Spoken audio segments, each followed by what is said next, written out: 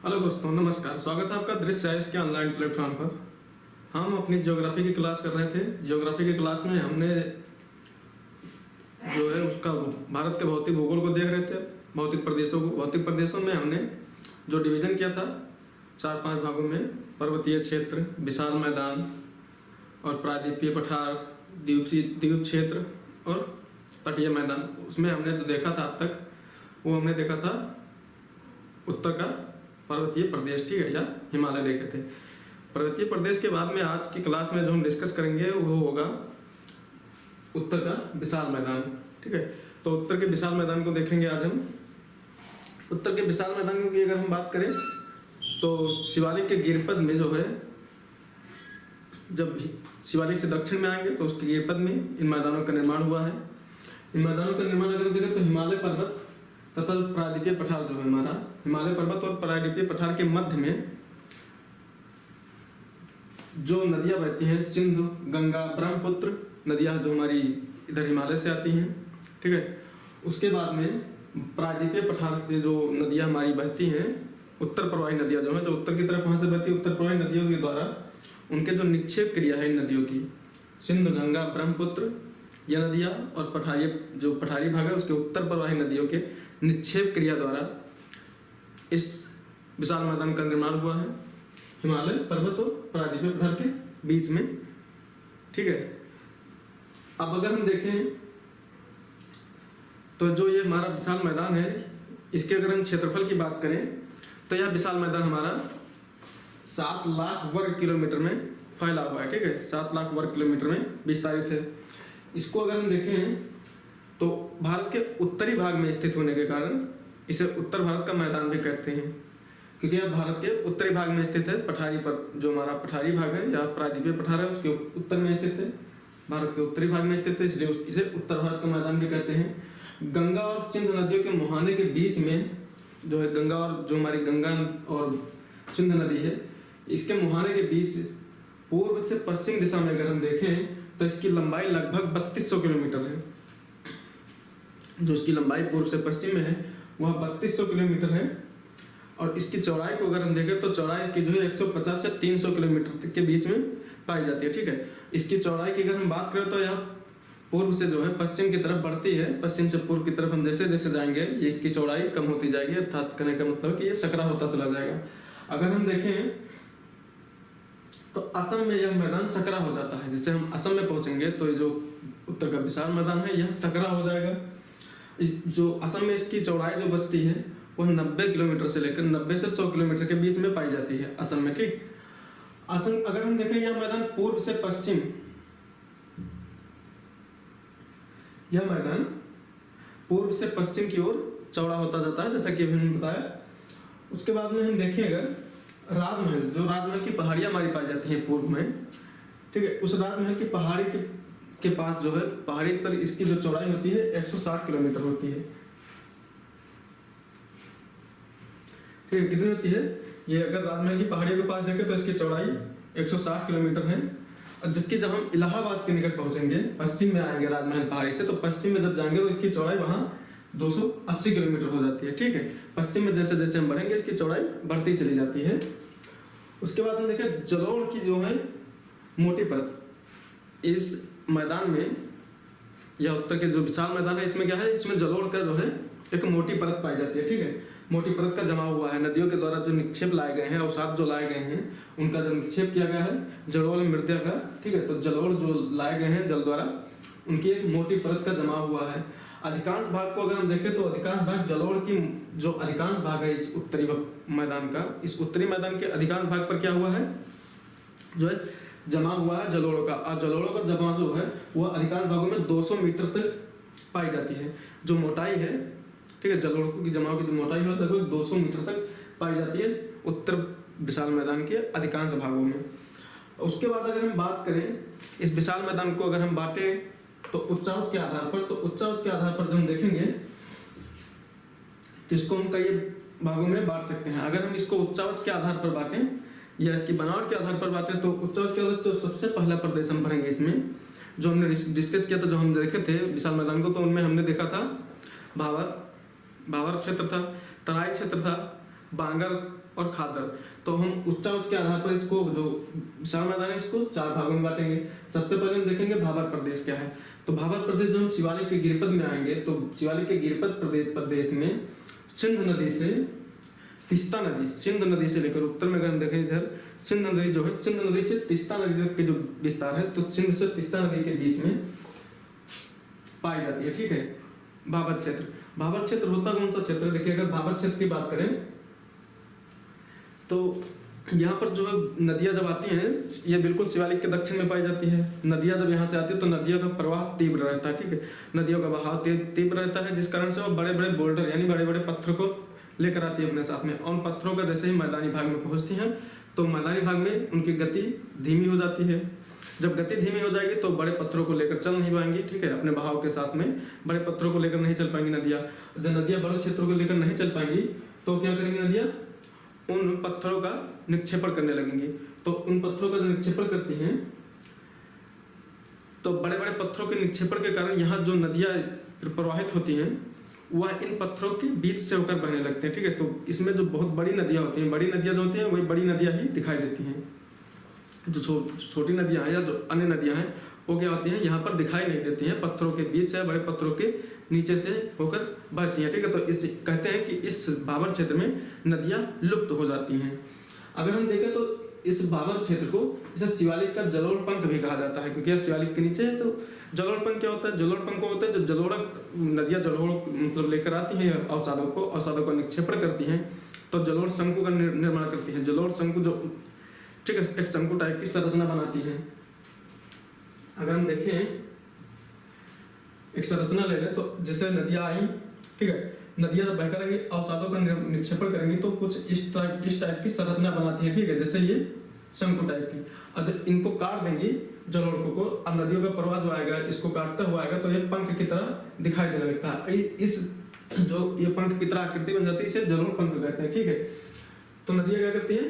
इस क्षेत्र में जलोढ़ पंख का निर्माण करती है, तो इसे जो है शिवालिक का जलोढ़ पंख भी कहा जाता है भाबर प्रदेश को। अगर हम इस प्रदेश को देखें तो भाबर का जो प्रदेश है, यह प्रदेश है 8 से 16 किलोमीटर की चौड़ी सक्रिय पट्टी में पाई जाती है। मतलब इसकी जो चौड़ाई है वो बहुत अधिक नहीं है भाबर प्रदेश की। भाबर प्रदेश की चौड़ाई कितनी है? 8 से लेकर 16 किलोमीटर तक इसकी चौड़ाई है। इस क्षेत्र में नदियां बड़ी मात्रा में पत्थर, कंकड़, बजरी आदि लाकर जमा करती हैं। ठीक है, जमा कर देते हैं कंकड़ पत्थर लाकर। यह प्रदेश जो है कृषि के लिए अधिक उपयोगी नहीं है, क्योंकि देखिए इस प्रदेश में जो है पत्थरों का जमाव होता है, कंकड़ पत्थर बजरी यही जमा होती है। बहुत जो जलोढ़ टाइप की, खादर टाइप की मृदा जमा नहीं होती है। जब उपजाऊ मृदा मतलब वो मृदा जमा नहीं होगी खादर बांगर टाइप की, तो यहाँ पर कृषि संभव नहीं पता। ठीक है, तो ये कृषि के लिए बहुत अधिक उपयोगी नहीं होती हैं। इस क्षेत्र में नदियां लुप्त हो जाती हैं। जैसे हमने भी बात की, बड़े बड़े पत्थरों के बीच से होकर बहने लगती हैं, तो छोटी नदियां दिखाई नहीं देती, जिस कारण से कहा जाता है कि इस क्षेत्र में जो नदियां लुप्त हो जाती हैं। अब हम भाबर के बाद में अगर भाबर से दक्षिण में आएंगे, तो भाबर के जब दक्षिण में आएंगे तो हमने देखा था क्या, भाबर के दक्षिण में कौन सा प्रदेश पाया जाता है या कौन सा क्षेत्र पाया जाता है? तो तराई मैदान पाया जाता है। ठीक है, भाबर के जब हम और नीचे आएंगे या दक्षिण में आएंगे तो हमें तराई क्षेत्र मिलेगा। तराई क्षेत्र एक दलदली क्षेत्र होता है, नदियाँ यहाँ पर आती हैं और जो नदियाँ भाबर प्रदेश में लुप्त होती हैं वो यहाँ पुनः प्रकट होती हैं। इसमें नदियों का बहाव किसी एक दिशा में नहीं होता। ठीक है, नदियों का जल जो है फैल जाता है, फैलकर दलदली क्षेत्र का निर्माण करता है, जिसे तराई क्षेत्र कहते हैं। तो तराई क्षेत्र को अगर हम देखें तो भाबर प्रदेश के दक्षिण में समानांतर 15 से 30 किलोमीटर की चौड़ाई में विस्तृत है। तराई क्षेत्र की चौड़ाई कितनी है? यह 15 से 30 किलोमीटर है और भाबर क्षेत्र के समानांतर, ठीक है, भाबर क्षेत्र के समानांतर भाबर प्रदेश के दक्षिण में पाई जाती हैं। भाबर प्रदेश में लिप्त हुई नदियां इस प्रदेश में धरातल पर पुनः प्रकट हो जाती हैं।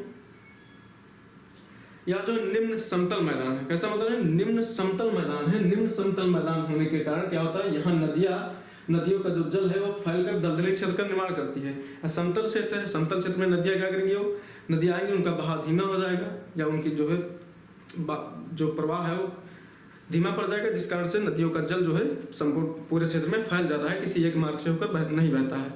उस कारण से यहाँ क्या होता है, दलदली क्षेत्र का निर्माण हो जाता है। जिससे हम किसी जगह पर अगर जल डाल दें, अगर जैसे नाली बनी हुई है, जब नाली बनी हुई है अगर वहां से जल जाए प्रवाह होगा तो वो तो नाली से होकर चला जाएगा। लेकिन जब हम समतल जमीन पर या समतल स्थान पर जल का प्रवाह करेंगे तो किसी एक स्थान से या एक मार्ग से होकर न जाकर क्या होगा, वो संपूर्ण क्षेत्र पर फैल जाएगा। तो उसी तरह से यहाँ जो है ये नदियाँ आती हैं, तो या निम्न समतल मैदान होने के कारण नदियों का जल फैल जाता है और फैल कर क्या करता है, वह दलदली क्षेत्र का निर्माण करता है।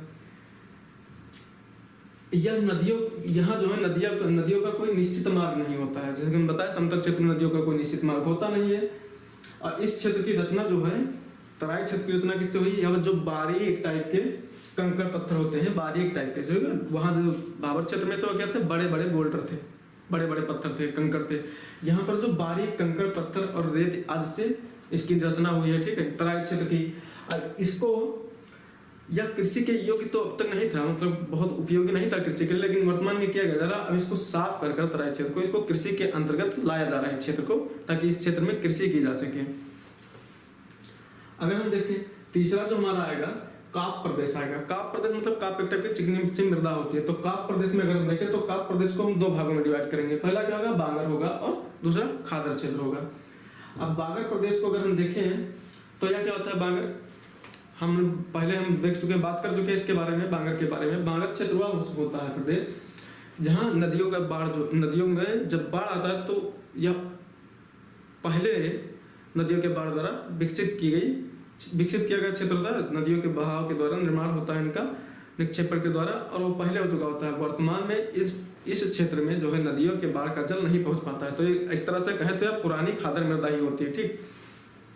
देखें इसको, तो यह मैदान का ऊंचा भाग होता है। कैसा होता है, ऊंचा भाग होता है जिसका पहले ही निर्माण हो चुका होता है, या धीरे धीरे नदियों के निक्षेपण के क्रम में ऊंचा होता चला जाता है, जिस कारण से वर्तमान जो समय है, वर्तमान समय में नदियों का जल यहाँ तक नहीं पहुंच पाता है, ठीक है। वो क्षेत्र होता है बांगर का क्षेत्र, जहाँ सामान्य रूप से नदियों के बाढ़ का जल नहीं पहुंच पाता है, ऊंचा होता है, इस कारण से यहाँ सामान्य रूप से क्या होता है, नदियों का जल नहीं पहुंच पाता है। यहाँ पुरानी काप मृदा पाई जाती है, ठीक है। कौन सी मृदा, पुरानी काप मृदा पाई जाती है, मतलब पहले ही निर्माण हो चुका होता है इनका। इसका रंग हरा होता है।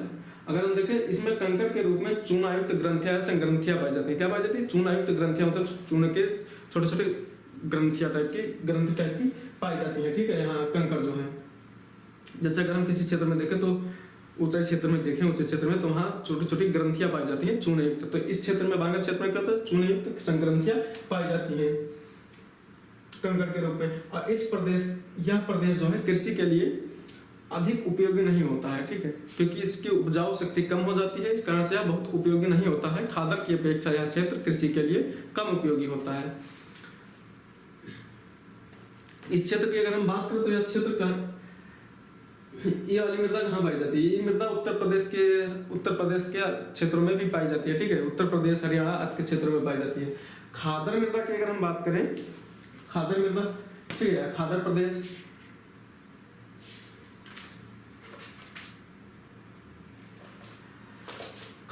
क्या होते हैं, नए जलोढ़ होते हैं, ठीक है। यहाँ पर जो है नदियों द्वारा लाए गए अवसादों का जमाव होता है, ठीक है। नदियों का जल, इस क्षेत्र में नदियों का जल जो है प्रतिवर्ष पहुंचता है। प्रतिवर्ष पहुंचेगा तो क्या होगा, प्रतिवर्ष जो अपने जो नए नए अवसाद लेकर आएंगे, अवसादों में जो उपजाऊ खनिज तत्व आते हैं उनका निक्षेपण करते रहते हैं, ठीक है। तो यह कृषि के लिए भी अधिक उपयोगी होती है। अगर हम इसकी बात करें,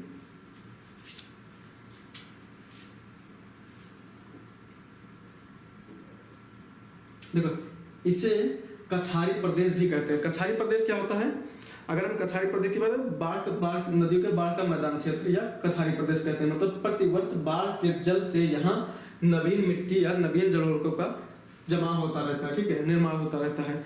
नए नए जो है जलोढ़ आएंगे, नदियों के द्वारा जो लाए जाते हैं अवसाद, उनका निक्षेपण प्रतिवर्ष किया जाता है इस क्षेत्र में, और इस कारण से यह क्षेत्र कृषि के लिए अधिक उपयोगी होता है। यह प्रदेश भूमिगत जल का उत्तम संग्राहक है। कहने का मतलब कि भूमिगत जो जल है उनका संग्रह इस प्रदेश में अधिक होता है, और इसकी उपजाऊ शक्ति में प्रतिवर्ष वृद्धि होती रहती है।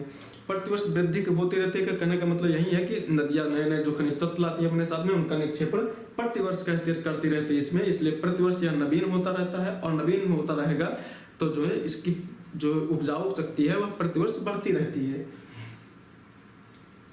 इसी में जो क्षेत्र आते हैं उसमें रेह का क्षेत्र होता है। रेह ऐसे प्रदेश होते हैं, देखिए अगर बात करें बांगर मिट्टी के क्षेत्रों में ही जहाँ सिंचाई का कार्य अधिक होता है, ठीक है, बांगर के क्षेत्र जहाँ सिंचाई का कार्य अधिक होता है, आर्टिफिशियल सिंचाई जिसे बात करें तो जहाँ सिंचाई का कार्य अधिक होगा वहाँ पर भूमि पर जो है वहाँ की सतह पर क्या होता है, नमक की जो है परत जम जाती है, सफ़ेद परत जम जाती है। अगर हम देखें जहाँ पर किसी भी, अगर हम अपने ही खेतों में देखें तो जहाँ पर हम सिंचाई अधिक करते हैं वहाँ पर क्या होता है, एक सफ़ेद सी परत जम जाती है, नमक की परत होती है। तो जो ये सफ़ेद परत जम जाती है, इसी सफ़ेद परत वाली मिट्टी को हम रेह या कल्लर के नाम से जानते हैं। क्या कहते हैं इसको, रेह कल कहते हैं या कल्लर कहते हैं। उत्तर प्रदेश तथा हरियाणा का जो शुष्क भाग है, ठीक है, उत्तर प्रदेश और हरियाणा के जो शुष्क क्षेत्र हैं जहाँ पर जो है सिंचाई अधिक की जाती है, उन क्षेत्रों में इसका विस्तार सबसे अधिक पाया जाता है। इसके बाद भाट मृदा आती है, भाट या भूर मृदा आती है। बांगर मिट्टी के उन क्षेत्रों में जहाँ अपर्दन के कारण क्या होता है, अपर्दन के कारण ऊपरी सतह की जो उपजाऊ मिट्टी होती है उसका क्या होता है, वो नष्ट हो जाती है, ठीक है, ऊपरी सतह की मुलायम मिट्टी या उपजाऊ मिट्टी नष्ट हो जाती है और वहां पर जो बचती है वह कंकरीली ऊंची भूमि मिलती है, ठीक है। यहाँ पर क्या होगा, उपजाऊ मिट्टी जो है या मुलायम मिट्टी जो है उनका क्या हो जाता है, अपर्दन हो जाता है, तो वहां पर कंकरीली मिट्टी या कंकरीली भूमि पाई जाती है। ऐसी भूमि को भूड़ या भाट कहते हैं। या बालू के ढेर होते हैं, क्या होते हैं, बालू के ढेर होते हैं, ठीक। अब गंगा जो रामगंगा हमारी जो नदियां हैं, गंगा और रामगंगा के प्रवाह क्षेत्र में इसका जमाव जो है वह अधिक पाया जाता है। तो ये हमारे क्या हो गए, ये उत्तर का विशाल मैदान होगा, उसका डिवीजन होगा, जैसे हमने देखा इसमें उत्तर के विशाल मैदान का निर्माण कैसे हुआ है, ठीक, कहाँ किस क्षेत्र में या किस क्षेत्र में निर्माण हुआ है, निर्माण कैसे हुआ, कहाँ से कहाँ तक फैली है, इनकी लंबाई चौड़ाई हमने देखी। हमने इसे उच्चावच के आधार पर हमने इसको देखा, भाबर क्षेत्र, ठीक, तराई क्षेत्र, बांगर क्षेत्र और खादर क्षेत्र, रेह और भूड़ मृदा, ठीक है। इसके बाद में अगर हम देखें तो हमें तो देखना होगा, इसके बाद में हम आएंगे प्रादेशिक विभाजन पर। हमने क्या किया था, प्रादेशिक विभाजन देखे थे, ठीक है, इन मैदानों का प्रादेशिक विभाजन में जैसे हमने पंजाब हरियाणा का मैदान देखा, राजस्थान का मैदान देखा, ऊपरी गंगा का मैदान देखा, असम या ब्रह्मपुत्र का मैदान देखा। तो अब हम आएंगे इसके प्रादेशिक विभाजन पर, ठीक है। प्रादेशिक विभाजन में अगर हम देखें तो सबसे पहले जो हमारा आएगा विशाल मैदान का प्रादेशिक विभाजन, ठीक।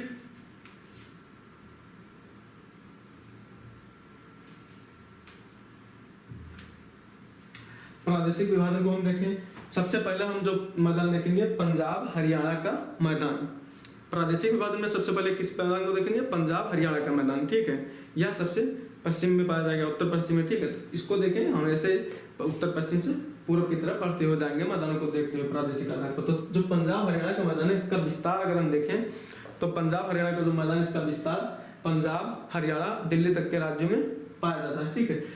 यहाँ पर जो नदियां बहती हैं उन नदियों में सतलज, ब्यास और रावी नदी आती है, ठीक है। सतलज, ब्यास और रावी नदियों के द्वारा नदियां इस क्षेत्र में प्रवाहित होती हैं। प्राचीन काल में यहाँ पर जैसे माना जाता है कि प्राचीन काल में इस क्षेत्र में सरस्वती नदी बहती थी, ठीक है। वर्तमान में सरस्वती नदी का जो है,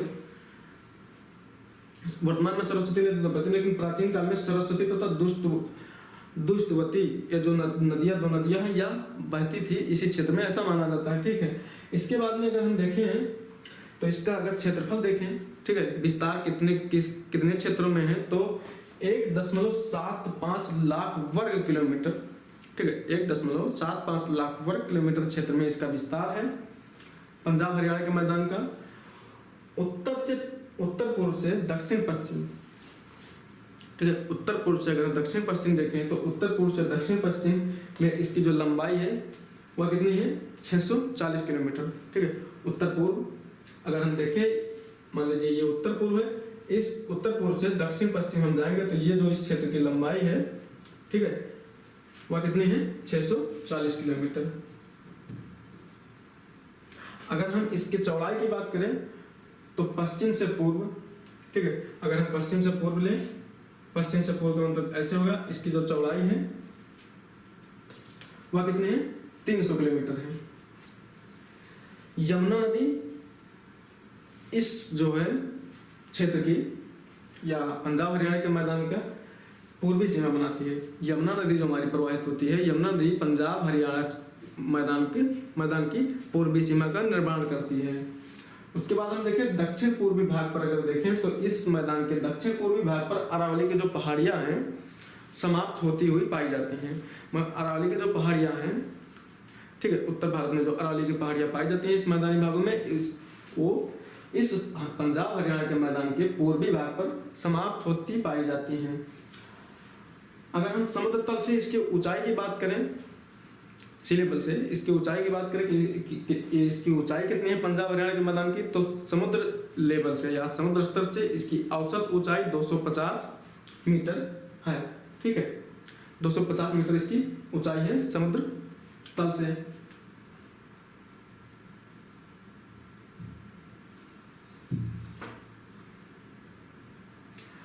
मुख्यतः यह क्षेत्र जो है, यह मैदान किससे निर्मित है?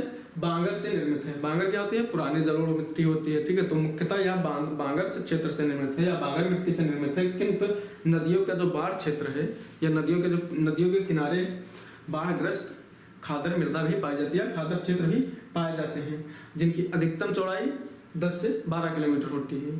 ठीक है, नदियों के अगर बाढ़ किनारे देखें, वैसे तो ये निर्मित किससे? बांगर से, लेकिन जो नदियां प्रवाहित होती हैं इन क्षेत्रों में, नदियों के किनारे नदियों का बाढ़ का जल जब फैलता है तो उससे जो है वहां पर खादर मृदा का भी निर्माण होता है। ठीक है, खादर क्षेत्र निर्माण होता है, तो खादर क्षेत्र भी यहाँ पाए जाते हैं जिनकी चौड़ाई 10 से 12 किलोमीटर होती है।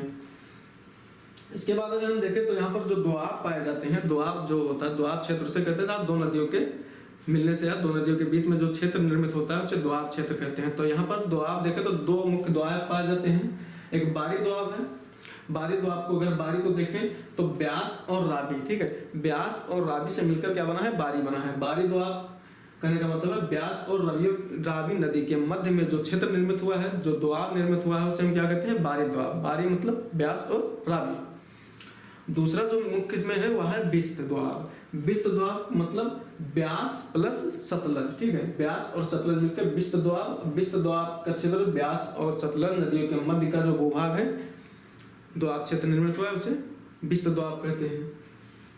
सतलज के दक्षिण की ओर के भूभाग को अगर हम देखें तो सतलज के दक्षिण की ओर जो भूभाग पाया जाता है उसे हम मालवा मैदान कहते हैं। क्या कहते हैं? मालवा मैदान कहते हैं सतलज के दक्षिण में पाए जाने वाले भाग को या दक्षिण के मैदान को, उसके भाग को। यह जो मालवा मैदान है यह अपेक्षाकृत ऊंचे मैदान है। ठीक है, क्या है? ऊंचा मैदान अपेक्षाकृत। इसके दक्षिण में हरियाणा का मैदान पाया जाता है। अगर हम देखें सतलज नदी के दक्षिण में, दक्षिण के भाग को मालवा मैदान के दक्षिण में जाएंगे हम तो वहां पर क्या पाया जाएगा?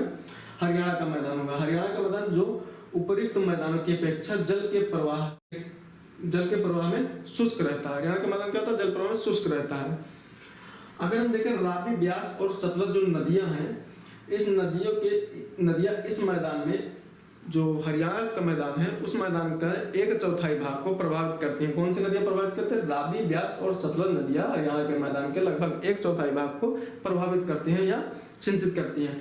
उसके बाद में अगर हम देखें सतलज और यमुना के बीच, ठीक है, जो हमारी नदियां सतलज नदी और यमुना नदी है, तो सतलज और यमुना नदियों के बीच में घग्गर नदी पाई जाती है। ठीक है, घग्गर नदी, घग्गर क्या होती है? जो कि घग्गर को देखें, अगर प्राचीन में घग्गर का नाम क्या था? सरस्वती था, जो कि एक मौसमी प्रवाह नदी है। ठीक है, घग्गर कैसी नदी है? मौसमी प्रवाह नदी है और पाई जाती है सतलज और यमुना के बीच में प्रवाहित होती है। इसके बाद में हमारा जो आएगा वह मैदान होगा पंजाब हरियाणा के मैदान के बाद में हम जिस मैदान को देखेंगे वह होगा राजस्थान का मैदान। राजस्थान का मैदान को देखेंगे तो पंजाब हरियाणा से थोड़ा सा उत्तर में यार, ठीक है, पाया जाएगा। अब हम देखें इसके विस्तार को, तो इसका विस्तार भी सेम होता है 1.75 लाख वर्ग किलोमीटर क्षेत्र में जो है यह विस्तारित है। 1.75 लाख वर्ग किलोमीटर क्षेत्र में विस्तारित है।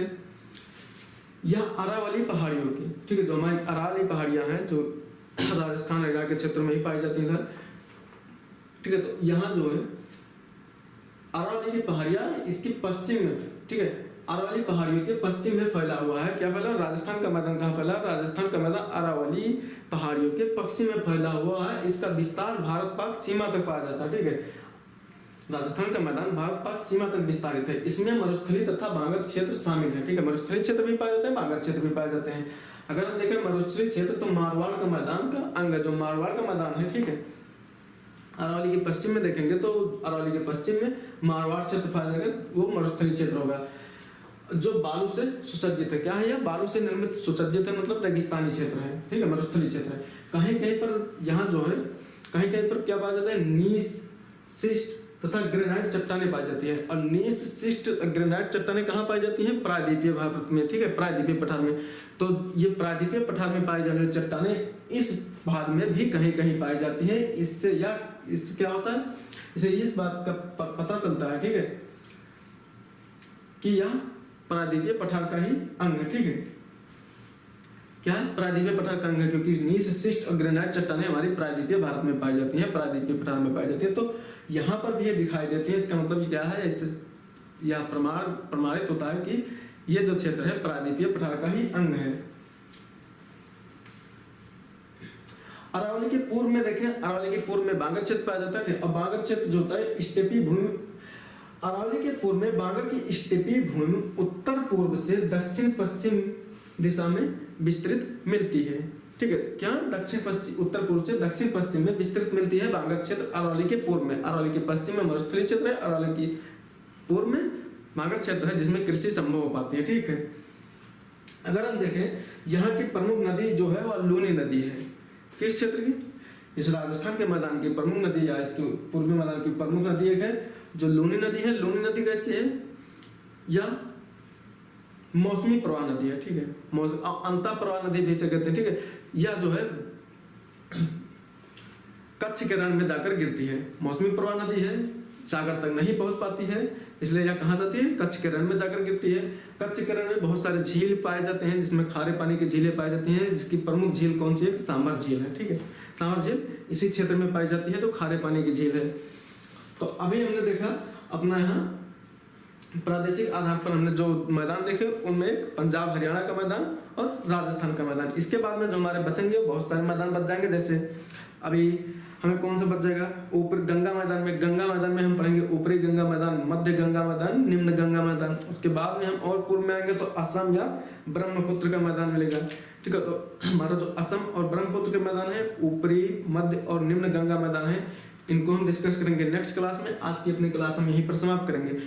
इतना पढ़ेंगे। इसके बाद में कल की क्लास में इसके आगे के मैदान को देखेंगे। इसके आगे जो 2-3 मैदान हमारे बचे हुए हैं उनको देखेंगे। उसके बाद में कल हम जो पढ़ेंगे वो हमारा होगा प्रायद्वीपीय पठार, ठीक है। प्रायद्वीपीय पठार को कल हम अपनी क्लास में डिस्कस करेंगे, ठीक है। आज तक के लिए इतना ही, धन्यवाद।